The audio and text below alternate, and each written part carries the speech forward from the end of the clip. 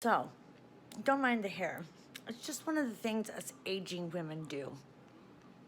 For $6.99, you too could go get some fake gold to put as a face mask on your face.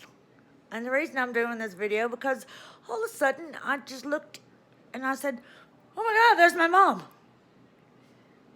Wait for it. It gets better. Wait for it.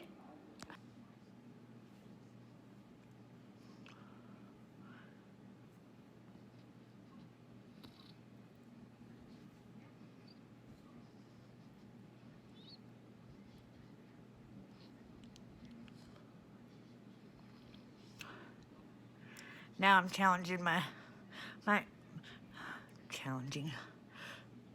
channeling my inner Steven Tyler or Mick Jagger. Here's the thing, Mother Nature. You know, the things that you do to women are just not okay. Okay. We have to have them monthly. Auntie Flo has to come to visit. Okay. When we're younger. And then you think, oh, that's when it's over. You know, you're going to go through menopause. But no.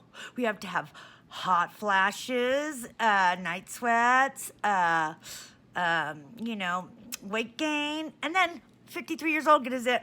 What the hell, Mother Nature? Seriously.